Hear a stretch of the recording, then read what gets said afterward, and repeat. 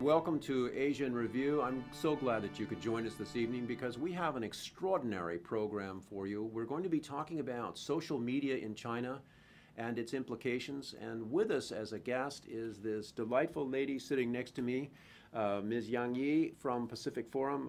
Yi, it's nice to have you here with us this evening. Good evening, everyone. It's very nice to be here.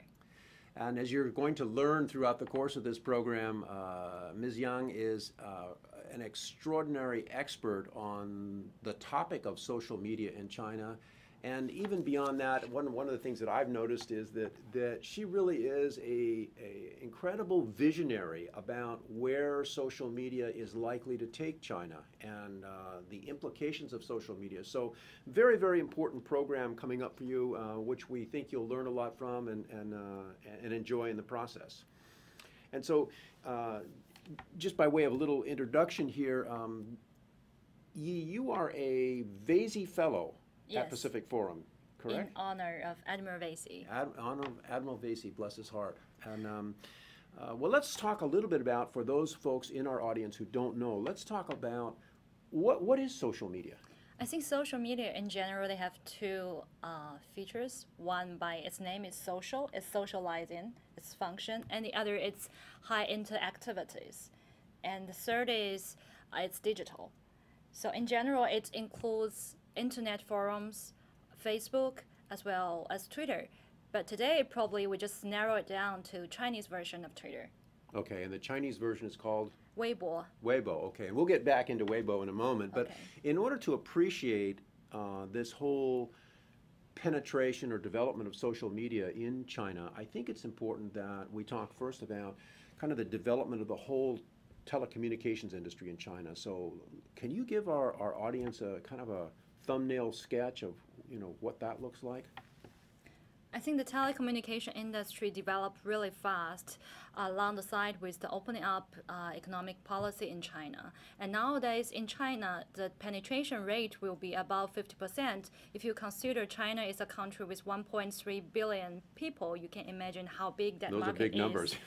Yes, and more than that, the mobile internet sector grows very fast, and a lot of people, not only educated male graduate students, equipped with mobile phone. I mean, people from all walks of life can use those mobile internet and have access to internet. So it's pretty impressive from my perspective. I think it's impressive from any perspective. You start looking at those numbers and the penetration. And so let's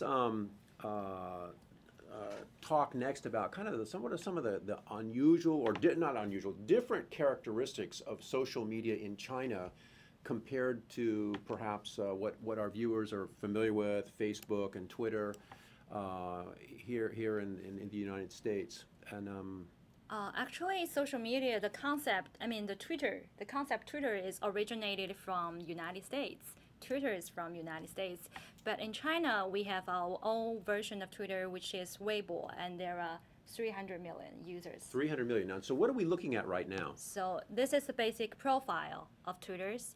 So you can see. This is like a Weibo profile. Yeah, okay. It's a Weibo, like everybody can see. Well, everybody, before you register, go to your own personal profile. This is the common profile. So you can see the right up is the registration way. You need to type in your email address and password to get in. That's initially copied from Twitter's. Okay. Let's go to our next illustration if we could. Okay, so what is this? So this kind of a unique function just happened in Chinese Weibo as the emoticon. Emoticons. Emoticons. Yeah, difficult word. I'm not even sure I've got it correct. Emoticons features. I think nowadays the Chinese young people really love to use that emoticons to express their feelings. There are more than 400 emoticons in the database. Okay, for those of you who are Americans watching this or who use Yahoo, you're probably familiar with many of these emoticons. Exactly. Yeah, like Yahoo's emoticons. Okay. Let's take a look at another picture here and see what we've got. Okay, what is this? So this is the whole kind of hall of celebrity. The original idea is also from Twitter's about verified accounts. So if you are famous people and if you're celebrities and you want your real status being showed online, so you got verified first. And this kind of the page is kind of categorized the celebrities by their specialty. Like you are from culture industry, Okay. you are from Hollywood, you are from sports. So whenever people want to follow you, this is the database for them to check. So Okay. this kind of database of all celebrities.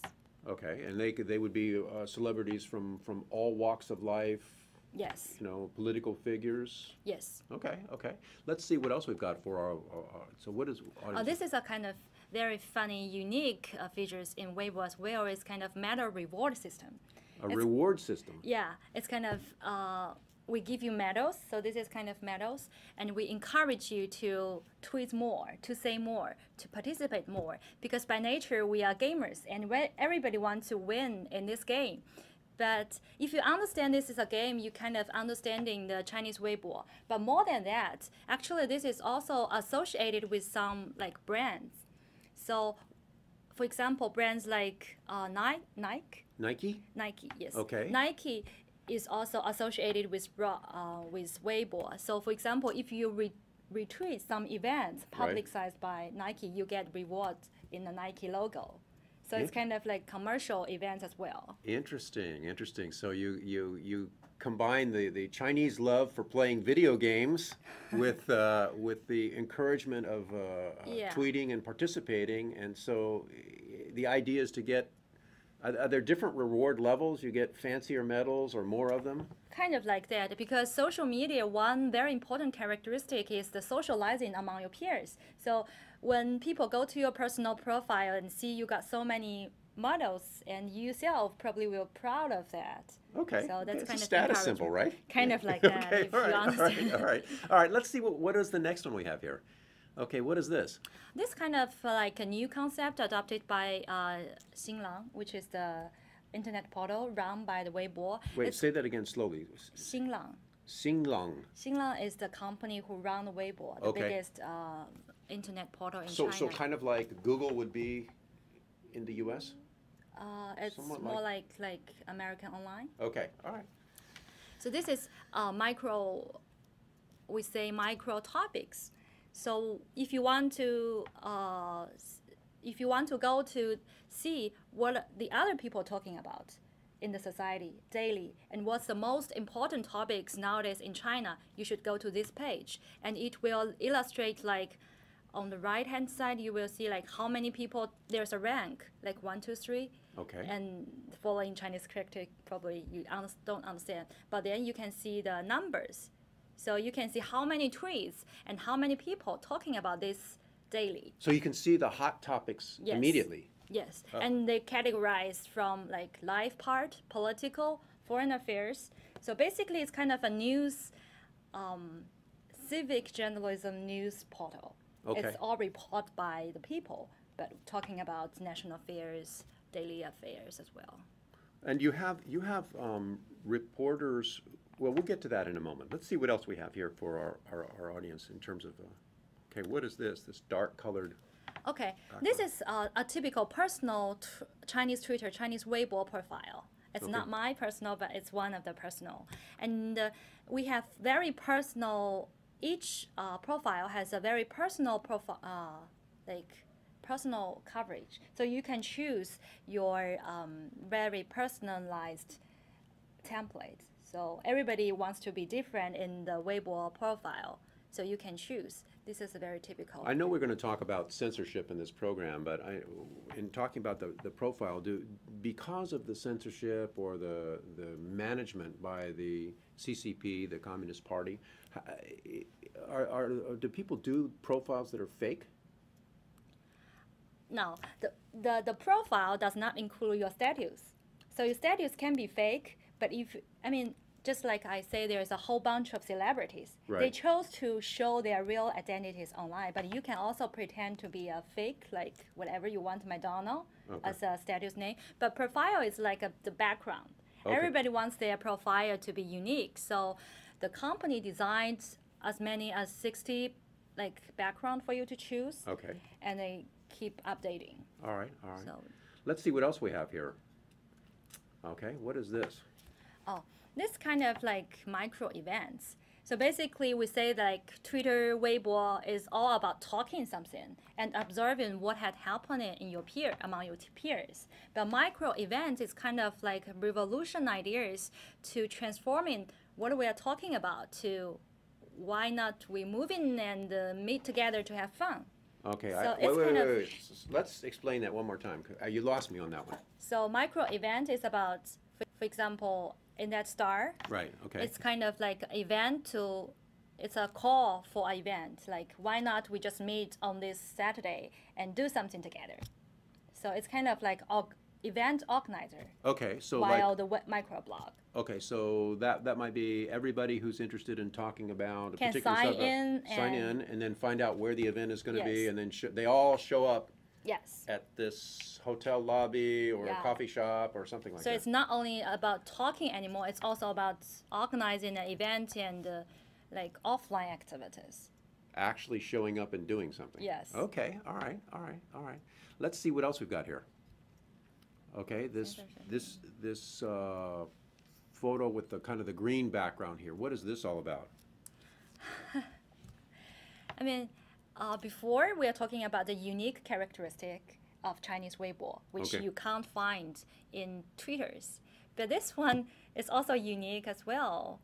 It's the upper side is about you type in some words, and that's how you get your tweets Okay, published. that's the box at the top of the screen here, right? Yes. Okay, okay. And here it's saying something about This is- 90. This is the yellow warning triangle at the bottom you're referring to? No, inside the green box. Okay, the green. The Chinese character is say some unharmonious information. Harmonious, Not harmonious. not harmonious. Which means Chinese government don't like that. The information they put in Well, wait. So the words "not harmonious," is the like the government doesn't like that. Tiananmen Square massacre. That's they put into. So is that a code word for Tiananmen Square? No, that's exact Chinese characteristic. So they type in that, and there is a blue, like signal comes up Okay. that shows that you That- can't publish. The Okay. content it has been blocked. So this picture that our viewers are looking at is actually a screenshot of an attempted tweet Yeah. on Weibo Yes. where the individual used the wrong words, Yes. and the government comes up with the white box that's- Reminding Logan say that you can't do that. you can't use We it. feel deeply regret your content has been blocked, and it will be published after censorship. Okay, so will it be published or probably not? I don't think so. I think it's really funny because in this screenshot and in the green box, the first line is very interesting. I think it's one of the netizens want to testing. So he type in testing unharmonious information, and then he type in some sensitive keywords. He know himself is testing whether he can avoid the Chinese censorship, but he can't. So he just save it as evidence, say that you can't walk away from the Chinese censorship, even you have a relative open Weibo account. Okay, so for our viewers, this is going to be the last photo we're going to show you here for a moment. But if you notice the yellow triangle there with the exclamation point, this is the censorship box that Yang Yi is referring to. I guess that's a really good segue from this particular photo to move into the topic of censorship, because we've read a lot about that in the Western media, how that works.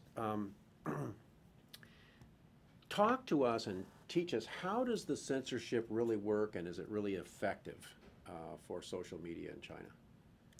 How does it work? Basically, I mean, you've given us one example, but why don't you kind of summarize how I it think works? censorship is in Chinese political landscape. You have some taboos, which the government Taboo, yeah. which government don't want you to discuss openly, although you have rights to discuss privately. So in this internet, we call it public sphere. you have limitations.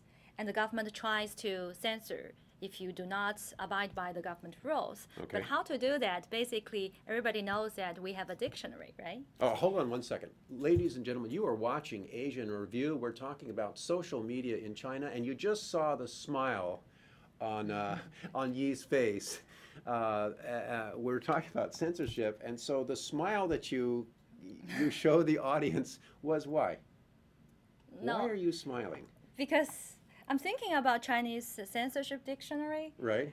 There's a dictionary that they have, right? No, there's a list. Okay, a list. Because technically, if you want to block certain words, it's a technical sense. You need to ask the computer to do that. Right. So you should have some certain keywords which cannot be popped up. But the netizens, the internet users nowadays are well educated, well organized, and very smart, and know how to get away with those censored keywords. So they try their own ways to, for example, they use similar pronunciation, the words with similar pronunciation. All right, let's show the audience how that might work. Let's say that I work for the government. I'm one of the censors, and I have this list. Okay, and so let's give an example of how the public, the Chinese people, get around the censorship. So let's take one word that's on the list. It's general, like, I think it's improper in US as well, like the F word. The F word, okay. Yes. But All in right. China, of course, it's prohibited as well. Okay. But people sometimes also want to use that word to express their anger or something like that. So they use, let me think, grass, rat, horse. Grass, Rot, horse. grass, rot, horse.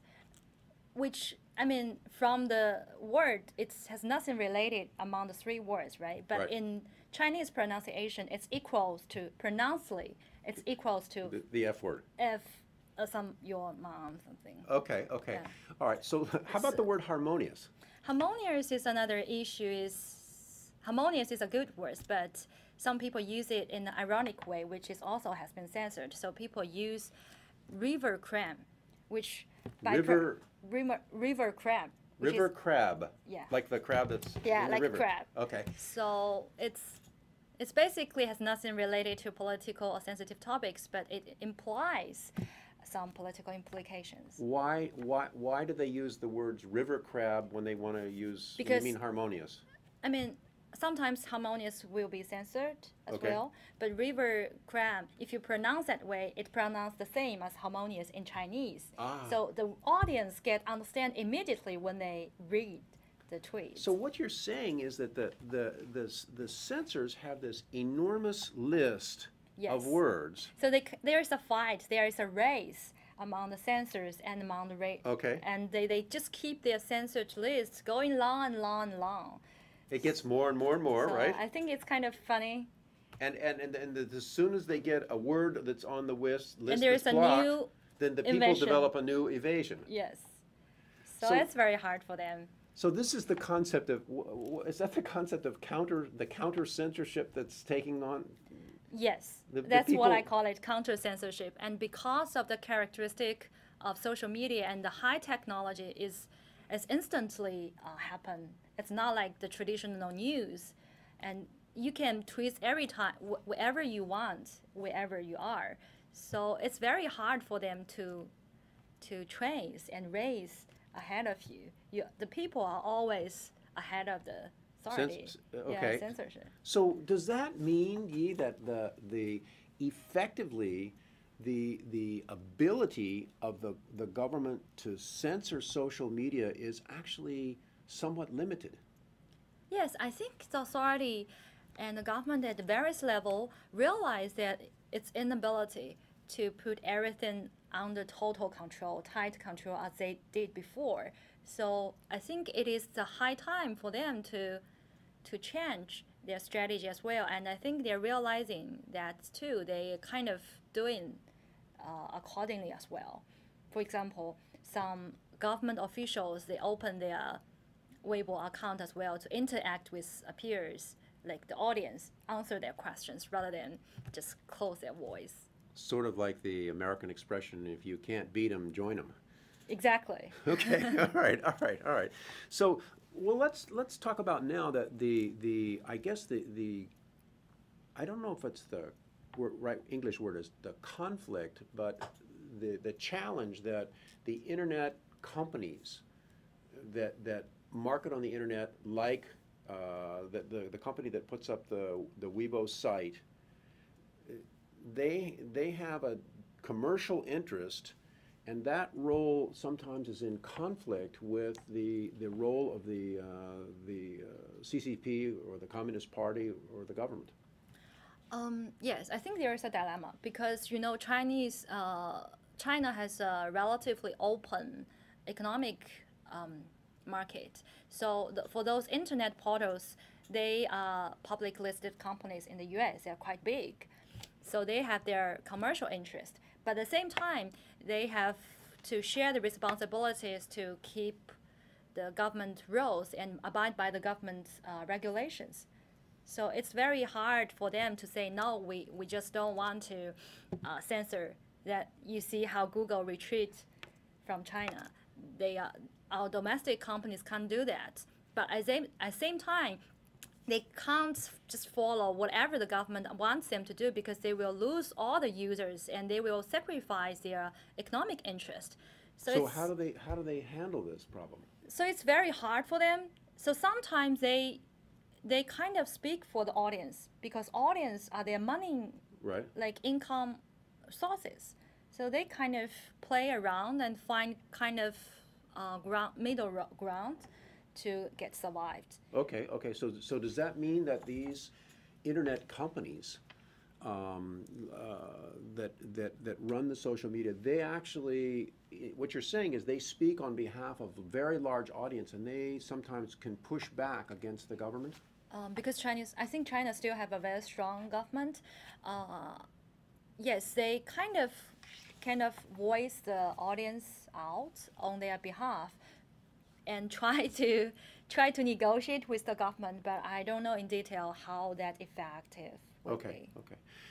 You know, ladies and gentlemen, you're watching Asia in Review, and we're talking about social media in China.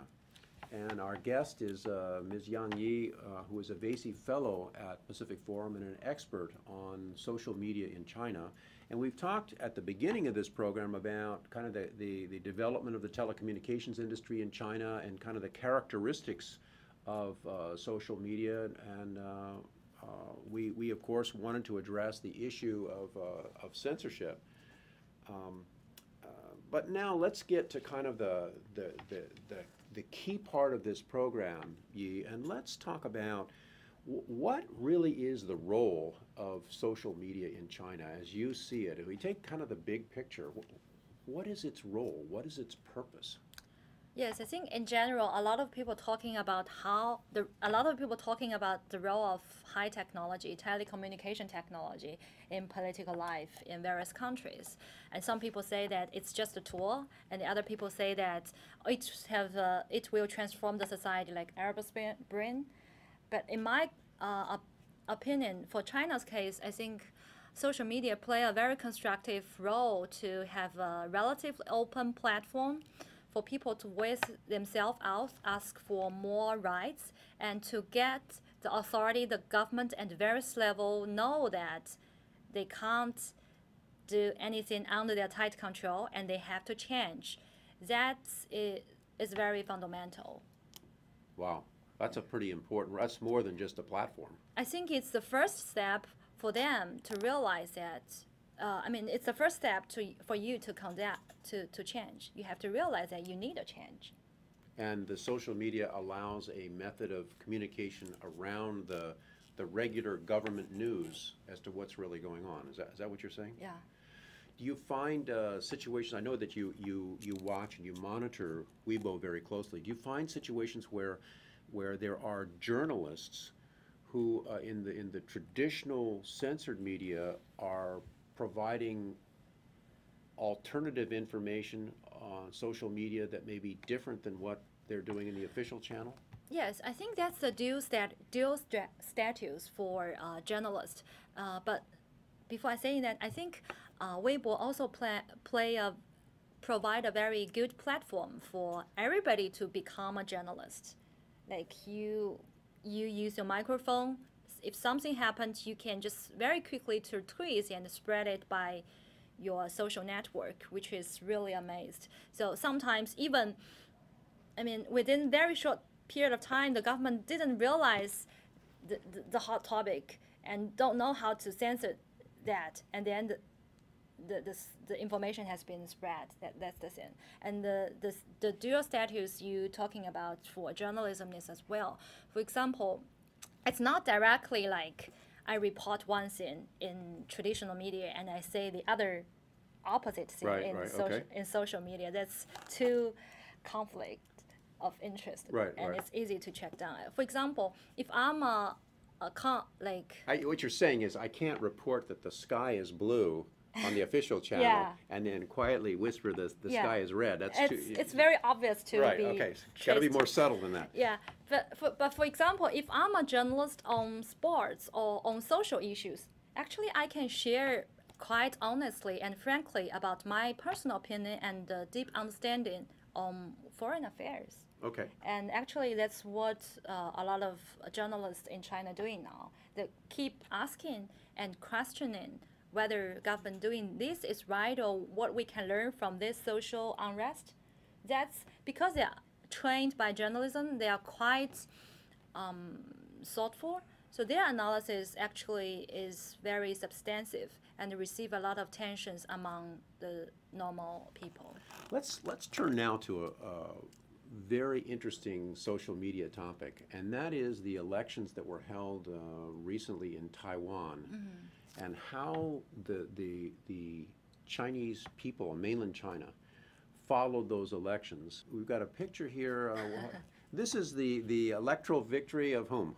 Of President Ma Ying-jeou from Taiwan. Okay, so what is this case study about if we can call it a case study, about the use of social media and its implications in China what does it have to do with this elections in Taiwan?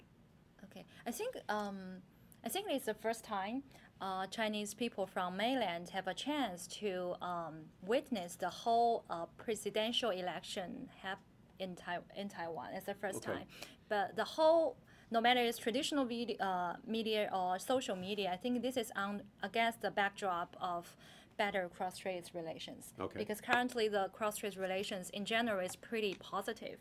So it's not political typhoon in mainland. So that's why we have a chance to witness the whole process.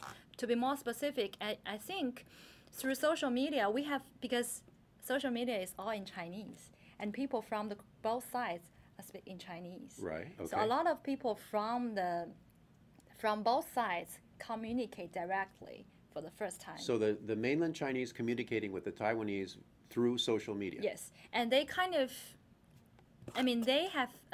people from Taiwan also join the Weibo platform. They have their own account and kind of exchange ideas, which is amazed. Because for the election per se, actually, the news report is relatively open, even for the traditional media. That's not new for information change. But what amazed me is kind of people-to-people communication while social media is kind of first time. Because 4 years ago, we don't have a social media in China.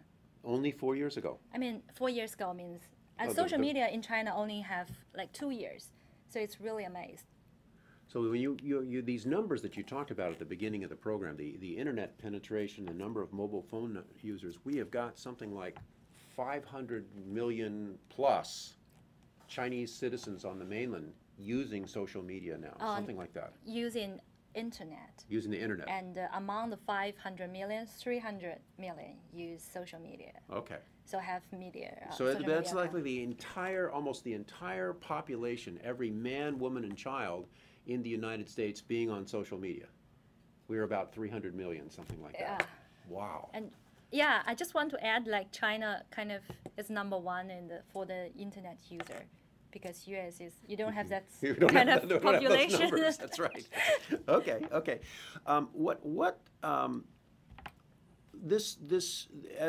As the people from mainland China we're using social media and watching these elections in Taiwan. What kind of things were happening in as you were observing? What were they saying about the elections and what were they doing? Because I think they are quite amazed.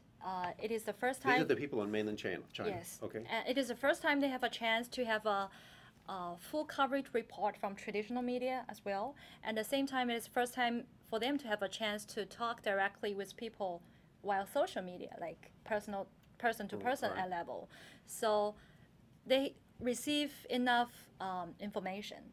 And the other thing is the president election in Taiwan is quite peaceful, no drama, no Right. political scandals. Right. Everything is quite it's quite democratic, representative, quite good in a peaceful way. So a lot of people from mainland quite amazed because we always think, and probably we are trained like Western style of democracy is always associated with violence, with scandal. It's not suitable for Chinese-dominated community. But this time, when we see how it's happened in Taiwan, we kind of wonder, probably we should learn, or at least learn partly from Taiwan and adopt it to our own case. Interesting. So there is kind of like debate, and very good notice to pay attention to is this debate is open. You mean the presidential debates in Taiwan? No, it's the lesson we can learn Oh, from okay, Taiwan okay. among internet users in mainland over social media is open. So the government does not say that you can't do that, and it's a very hot topics.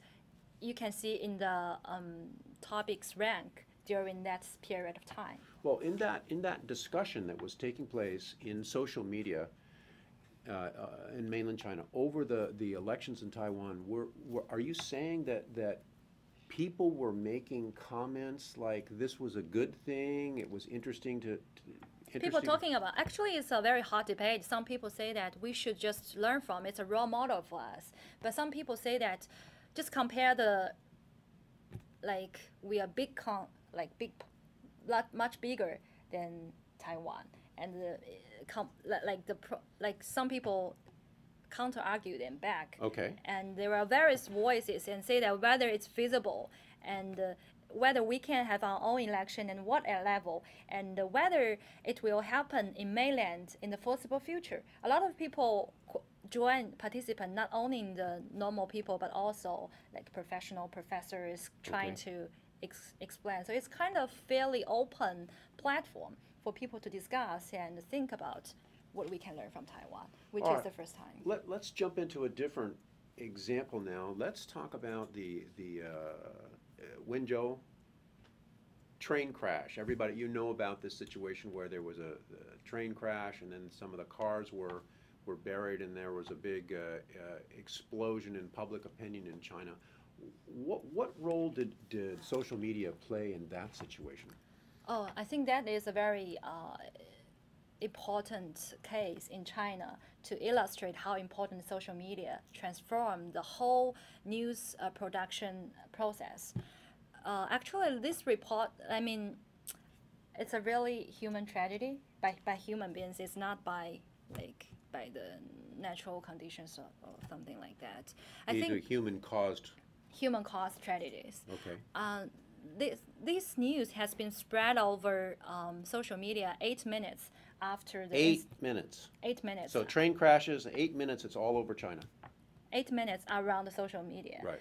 Some people, I mean, I think one of the passengers spread that information out, say that I'm stuck in this, Okay. and they posted. And some people living nearby also see the lights, so they just record it. Okay. And I think it's hours before the traditional authority, the news outlets report that. So the social media is way ahead of the traditional media in Yes. terms of a report. Okay. And it's not reported by professional journalists, it's by civic journalists, it's by like people, you and me, who do that. Okay. So it's quite amazed. And then because it's kind of a human cost tragedy and involved a lot of corruptions and a lot of abuse of power or construction problems. And initially, some local government officials tries to cover all this. Okay. But because initially it was spread by social media, which caused a national attention, and those internet users from all of the countries keep paying attention to the ongoing situation for this incident and keep questioning the government about how it goes, what's the penetration plan, and why it will happen. Just because the bad weather, you have train crash. Does that scientific? We want evidence. We want your feedback. So people keep asking all this, and we want to see the report because initially the local government promised say that we will have an investigation repeat be released within 3 months. So after 3 months, a lot of people saying that now time is up. What's your report? We want to see. So what you're saying really is that there was an attempt by the local government in kind of a traditional media to cover up this whole situation, and that attempt was actually blocked by the social media. They couldn't cover it up, and they had to produce the report, and the whole ugly underside of the corruption all got exposed by people who, by public opinion, that the propaganda machine could not contain. Usually, for a traditional way to deal with this tragedy is to keep it down and keep it quietly because Keep it quiet, right? yeah, because it does not say any good about their governance. Okay. But for social media, you have a wide exposure and to some extent really pressures them to deal this kind of things seriously.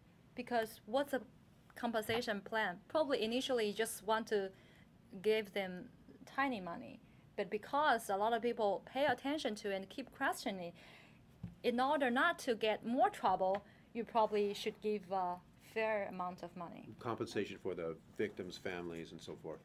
So amazing positive role that social media played in that whole Wenzhou Yes. train crash. Yeah. Yes, and for that cases, and I mean, it happens in China from time to time. So it's not taboo in China. People can talking about Not that. taboo. Yeah. Right, okay. So let's now shift to something from a disaster situation to more of a grassroots political situation. Let's talk, Yi, a little bit about the Wukan elections, this village. And maybe you could give our viewers a little bit of the background. We're talking about social media in China and its implications. You're watching Asia in Review, and we have, as you've seen on your screen, the very extraordinary woman from Pacific Forum, Yang Yi, with us here, who is an expert on social media in China. So tell us about the background, Yi, of this Okay. Wukan. Am I pronouncing it correctly? Yeah, Wukan. Wukan is the village. name of a village located in southern part of China. Basically, the story starts like it's at a village. The village officials want to sell the land. The land is collectively owned in China at the country level. So the official want to sell the land to property for property development purpose. But they are bribed by those property developer, so they sold those lands at very low price. So the villagers receive a very little money, which cannot survive them in the kind of urbanized cities. Okay. So they just kind of get furious and get protests initially. And then the villagers officials tries to cover everything up. So they just clamp them down and even cut the drinking water resources from the outside. So basically, they just want Cut to them off to silence them. cut them off to silence them and tries to, by doing this, to let them compromise. Okay. But because I say that the mobile technology, mobile internet technology is also very advanced in China. So people just by using the mobile Weibo, mobile internet spread things out, and at the same time they seek help from the people who working outside of the village, they are like migrant workers, to spread out about social media, because such kind of abuse of power by corrupted officials and sell the land, the phenomenon is not isolated. It's Okay. popular nowadays in China, so it's immediately accumulate a very wide kind of national attention, and people, the internet users from all of the countries, tries to pressure the local government, tries to ask for higher authority to get intervened to solve these issues in a proper way. Okay, and so you have the local government of this village trying to clamp down, and then the social media machine in China gets triggered, and the local government has to deal with the 300 million followers on Weibo, right? Yeah, in a way, it's like that. And not only in the local government, the official provisional government also feel the pressure. And because the southern part of China actually is to be more open compared to the inland, so the higher level of governors get involved and realize that what the people ask is fair enough. So they just rank those local corrupted officials and call for a new election by the people and for the people. That's real. So By the people and for the people. I mean, Right? yeah. Interesting. So that's how social media kind of transform the whole situation and get what people want in the end. Is that Wukong Village example, is that sort of like a little window into China's future? I think there's because Wuhan incident just happened last December, this January, so it's pretty new case. Actually, even in social media, both social media and traditional media, a lot of people talking about the significant implementation, or whether, as you said, it will set an example for the future political landscape in China. It's an open question. Well, I mean, if you step back and you kind of look at the conversation that we've been having here, Yi, if I were in the government, I would come to the conclusion that in the last 2 years, because of this explosion of social media in China, that the government no longer has the ability to really just totally clamp down on everything. You know, those days of total censorship and clamp down in China are gone. I think. Is that right? Am I wrong? Yeah, I think they with the development of the internet, they kind of understand, because internet you enjoy kind of interactivity, like email, things like that. But by social media, because the high interactivity and wide social networking, and this is supported by the technology per se, the government realized that they can't do that anymore, and they tries to embrace social media themselves. So what we've got going on in China today, I mean, I think this is almost mind-boggling for me, and I'm sure for many members of our audience here. We're talking about a phenomenon that is just less than 2 years old, correct? Yes. And in 2 years, Weibo has 300 million people participating. Yes.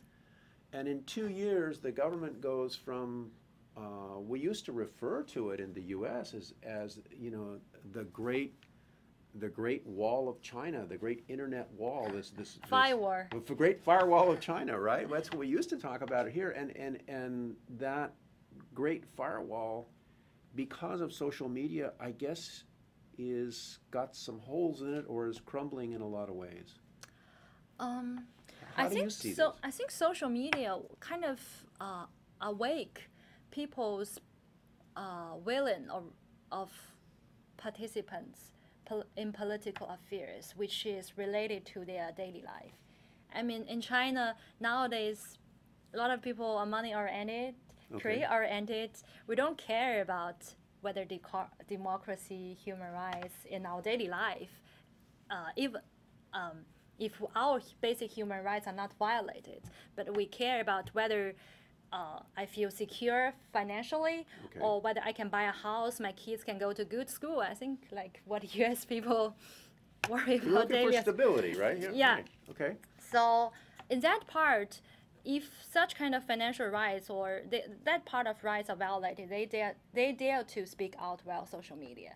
And the government, I think, realize that they want to hear the voice.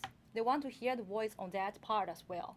I mean, how you can overcome your like wealth gap or your financial insecurity. They want to Okay. hear that part as well. So they kind of open, yeah, as well. Has social media kind of uh, forced a management change in the one-party system in China from the, I'm going to call it the old total censorship rule to it caused a shift to something called, I don't call know. it soft So, management. okay, that's a good term, soft management. Okay, what, help us all with it. What is soft management? Because in China, we still have something you cannot touch and you can never discuss. So that's the real taboo area. That's the real taboo area, and the government will try every means to censor it. Okay, so give us an example. What's clearly in that taboo area? It's about like 1989. 1989, Tiananmen Square, Tiananmen Square. Dalai Lama. Dalai Lama, I think is okay. It's under the context, but Tiananmen Square, like what we see in the previous slides, in the previous photos, Okay. they will. I mean, they can censor, but nowadays they need to balance the costs and benefits. If the CCP realize that the cost is too much, they won't bother to do that. But for those political taboo things, they will still try every means to do that. But for most part of the topics, because they realize that probably in a way, by let people speaking out or get what they want to fulfill part of their rights will help their legitimacy, improve their governance, then why not just open? You know, throughout this program, I've heard you mention two things which I find most interesting. One of them, you just used the word rights. Where do the Chinese people look? Where are their rights listed? How do you know what your rights are as a Chinese citizen? Basically, we have constitutions. In your constitution? Yes. And there's a written constitution? Yes. Of course. Okay, all right. We're a modern country as well. Okay, so just so the viewers know, there is a written constitution in China that sets forth rights and responsibilities of the citizens? Yes. I think we don't have independent like legal system as US have, but we do have a very comprehensive constitutions. And a lot of experts on that part saying that if we can give all the citizens the rights and the responsibility offered written in our constitution, China will be greater than now. So this whole process of social media then is, let's not use the English word revolution, but it's gently, or sometimes not so gently, pushing in the government in the direction of an evolution towards that constitution more and more? I think it's kind of like peaceful inside evolution. Evolution, okay. Evolution within the government, within the CCP, the Communist Party, and let them know how to evolve and conduct the reform from the top. I'm dying to ask you this question now. Okay, so here it is. All right, we've talked about social media all along here. Do you think that the social media will bring something like an Arab Spring to China?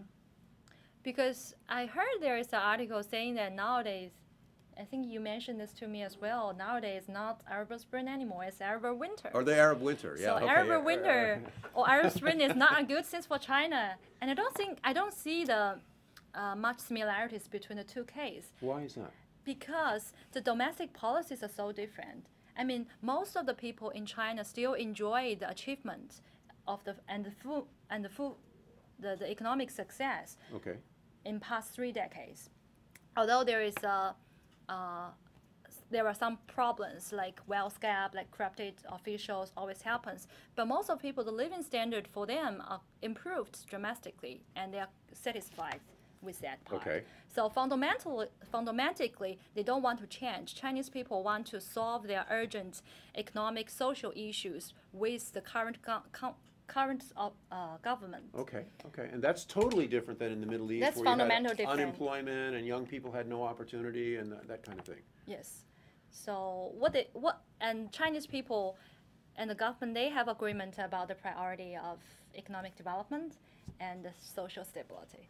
That's both sides wants to, and they have agreement on that. So maybe your perspective is, I don't want to put words in your mouth, but let me try this on you, is that contrasting with the Arab winter, maybe social media will, in a positive, stable way, gently evolve China into more of a Chinese spring rather than an Arab winter. Yeah. Something like that? Yes, and I think Chinese Spring China will become more representative, and the social media also will help the government to improve their legitimacy of governance. So it's kind of have a win-win. Okay. It's creates a very constructive platform to lead to a win-win situation in the end. So in general, I think social media is a good thing, and the government kind to learn how to play with it and to get what they want. Do you think that the social media will continue to build the cross-straits relationship with Taiwan, and do you see that as a tool for improving that whole relationship between mainland China and Taiwan? Yes, I think do social media help to build a person-to-person communication channel between the people across the streets. And not only that, it also help Chinese people to get communication with people from other countries like Japan, because we learn about Japan history from our textbook, Okay. which is just from one channel. But nowadays you have like Weibo, and you have Chinese people living in Japan, experience Japan life every day, and Okay. you got Weibo in this platform, and you communicate with them on daily basis, which will give you a fresh perspective. And I think there will be no more one voice or perspective anymore on singular issue in China. The diverse perspective per se is kind of representative. You got to admit, this is a fascinating discussion here on the implications of social media in China. And so let me shift to a slightly different topic here, maybe by way of contrast. What do you see, and let's shift across the northern border of China into North Korea for a moment, because how do you see social media developing in North Korea? First, I'm not a North Korea expert, but second, I'm a little bit concerned about the penetration rate, the internet coverage in North Korea. I don't see there are high level of internet penetration in North Korea, especially outside of Pyongyang.